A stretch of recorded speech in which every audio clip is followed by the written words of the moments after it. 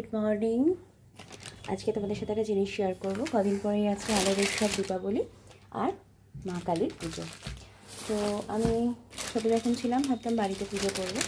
যত বড় হলাম বুঝলাম মা কালীর পুজোর প্রচুর নিয়ম। তারপরে আমার বাড়িতে আমার কোনো পূর্বপুরুষই করেনি কখনো, তো সেই জন্য সেই আশাটা মন থেকে ত্যাগ হলো।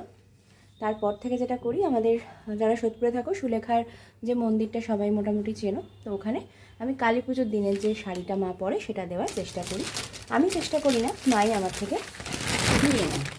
তো প্রতিবার লাল নীল অনেক ধরনের কালার দিয়েছি। তো এবার ইচ্ছে ছিল একটু অন্যরকম শেডের বা অন্যরকম কিছু দেবো। তো এটা তোমাদের দাদাভাই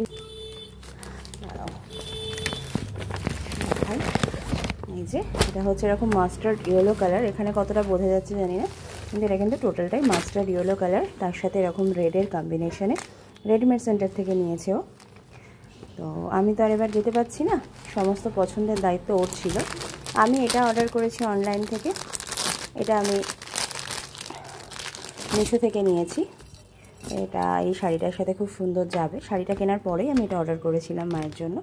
আর সাথে তো সিঁদুর আলতা রয়েইছে। তো এটা এখন আমি একেবারে প্যাকিং করে রেখে দেবো। তোমাদের দাদাভাই গিয়ে রবিবার দিয়ে আসবে, সঙ্গে মিষ্টি টিষ্টি দিয়ে। তো এটাই হচ্ছে মা কালীর এবছর পুজোয় আমি কিনেছি। কেমন হয়েছে জানিও তোমরা। তো এটাকে চলো প্যাকিং করে ভালো করে রেখে দিই। রবিবার দিন দিয়ে আসবে, সোমবার সকালে ভোলাদা পরিয়ে দেবে মাকে।